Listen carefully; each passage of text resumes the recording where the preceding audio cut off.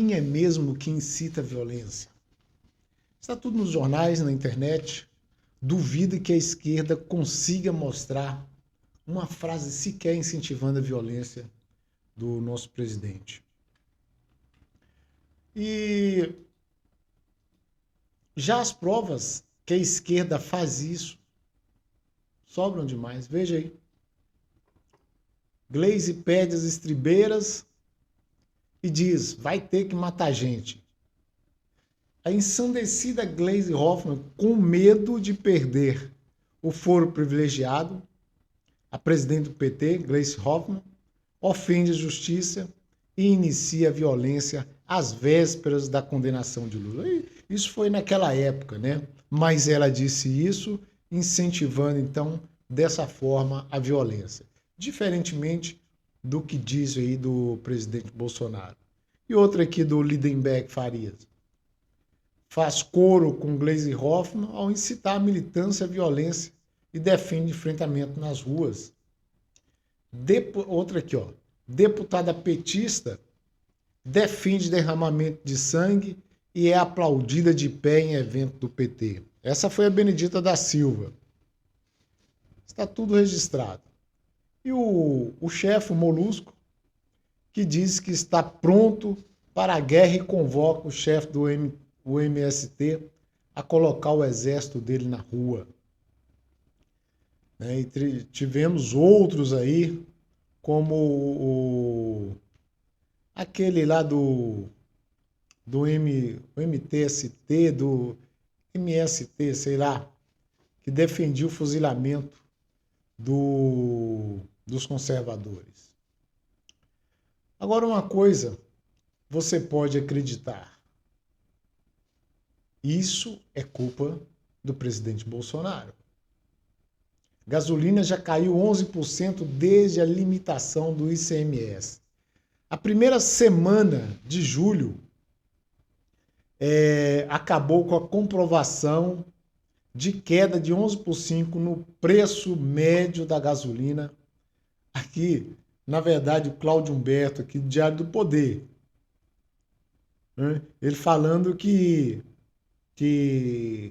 acabou a gasolina após a comprovação da lei que classifica os combustíveis como bens essenciais e, portanto, limita a alíquota de ICMS em 17%, segundo a ANP. O preço médio da gasolina comum em junho era de R$ 7,25 e desabou para R$ 6,49, mesmo com resistência de alguns estados, particularmente do Nordeste. Então, aí podemos realmente culpar o nosso presidente Bolsonaro pelo país que está caminhando cada vez melhor. Enquanto isso, o descondenado, conhecido aí como o país dos pobres, critica as medidas que o governo está adotando para fazer frente à crise que é mundial, né? Não é só do Brasil. Tanto da que foi criada com a pandemia, como essa agora que veio com o conflito na Rússia e na Ucrânia, lá na Europa. No início da pandemia, enquanto Bolsonaro era achincalhado por praticamente todos os políticos, pelo STF, porque defendia aí, além de cuidar dos mais vulneráveis contra a doença, que chegou lá da China, defendia aí a manutenção dos empregos, o funcionamento do país. E todos os governadores, prefeitos, foram praticamente unânimes em fechar tudo, sem aí se importarem realmente com a economia do país. Para que o governo federal, então, não interferisse nessa insanidade do fechar tudo, porque o governo, na verdade, ele foi totalmente contra o fechar tudo, o STF, então, tirou seus poderes e passando a incumbência para definir aí as condutas durante a pandemia para os governadores e prefeitos. Então, o Lula aí criticando a redução do ICMS aí como tentativa de baixar o preço dos combustíveis, né? E a gente viu aí o que tem acontecido no país, quais são os benefícios realmente que está vindo para o povo, né? Então, enquanto o presidente Bolsonaro fazia de tudo para que essa insanidade do fechar tudo não viesse, o Molusco fazia então um coro com os governadores e os demais políticos de esquerda para que o país não trabalhasse, não gerasse a sua riqueza e as pessoas não prosperassem. Nos bastidores, além disso aí, ele tramava junto com aqueles integrantes da CPI, a CPI aí do Randolph e do Renan, para derrubar então o presidente. Mas, como a gente viu, com uma equipe perfeita, o governo federal driblou então as dificuldades e surpreendeu o mundo. Aí você tem uma imprensa maldita, como podemos dizer assim, que sempre está em busca do quanto pior melhor, que mesmo vendo o crescimento do país, as coisas que o governo tem feito,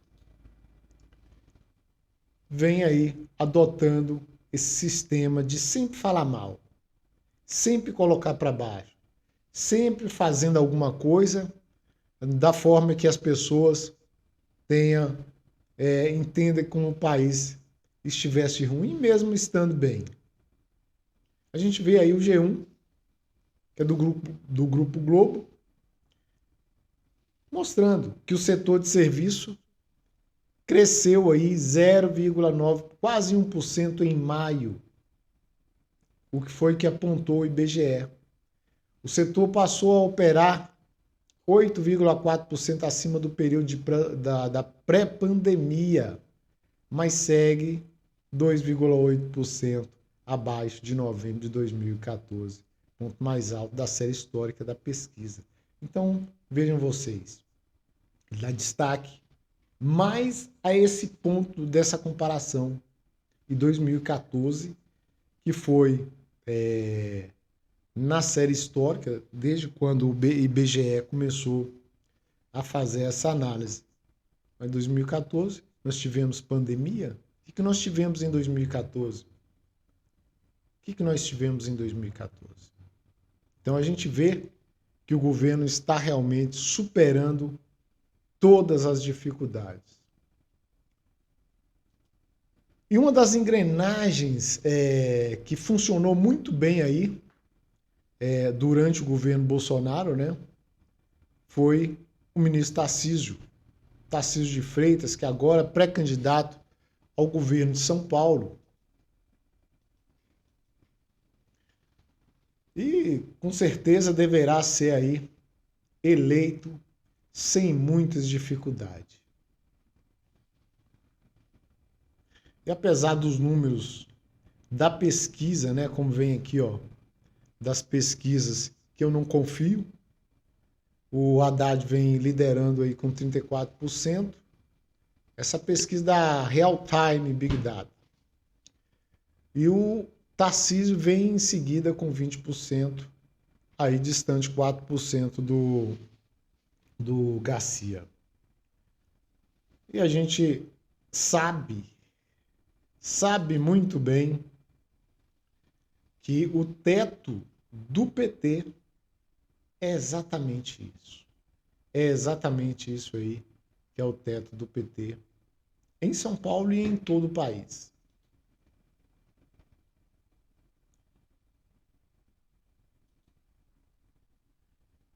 E sabendo muito bem que o caso lá de Foz do Iguaçu ainda rende muito, e a esquerda querendo pregar essa pecha em Bolsonaro de incentivador de violência, a gente trouxe esse post aí para que que a gente veja realmente quais são os incentivadores da violência no país. Tá aqui, ó, o blog do Noblar, né? Não precisa nem dizer, tá postado aí o que ele diz. E aí vem o Hélio Schwartzman torcendo aqui para que o Bolsonaro morresse aí durante a pandemia. A Folha de São Paulo veio com uma outra postagem aqui do Gregório do Vivier, com uma cabeça decepada do presidente Bolsonaro e outros adeptos aqui, Folha de São Paulo e outros esquerdistas aí torcendo pela morte do nosso presidente. E aí vem a imprensa e diz que o Bolsonaro incentiva a violência.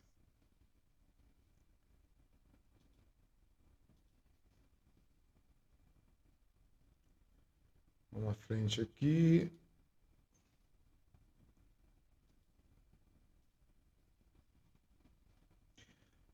E tá aí, ó. Para não esquecermos, né, para não cair no esquecimento, o PT e Lula são partes desse crime, dessas organizações criminosas que assolam o país e a América Latina, segundo o Marcos Valério e o Carvalhal. Então, o Hugo Carvalhal, o Erpolho, que foi um general aí, braço direito de Hugo Chávez, né, que comandava o serviço de espionagem da Venezuela, ao mesmo tempo que traficava drogas em alta escala, com certeza deve ter aí muito a dizer sobre muitos políticos brasileiros e principalmente sobre o Molusco, que segundo ele, o Molusco recebeu aí vantagens, recebeu dinheiro do crime organizado.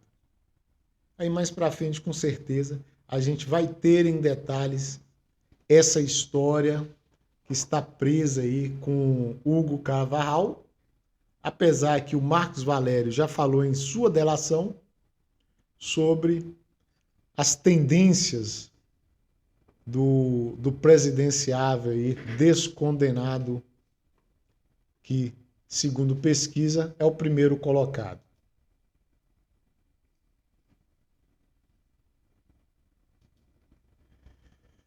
E aí vem, Forças Armadas vão ter sistema de fiscalização próprio e a imprensa, dessa vez o Estadão, classifica como provocação.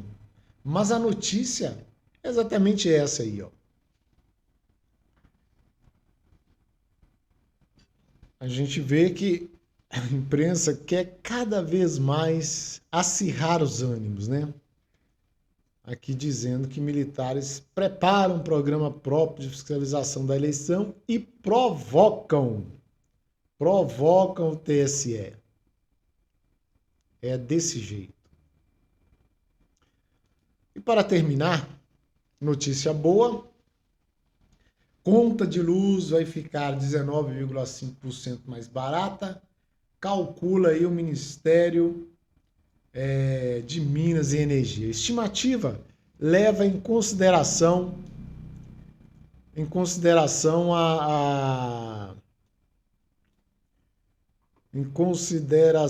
medidas aprovadas recentemente pelo Congresso que inclui o novo teto de 18% para o ICMS cobrado sobre as tarifas de energia e a devolução de créditos tributários ao consumidor. É o que a Elisa Brum trouxe para a gente aí nesse tweet. E a gente espera que a vida do brasileiro continue melhorando, continue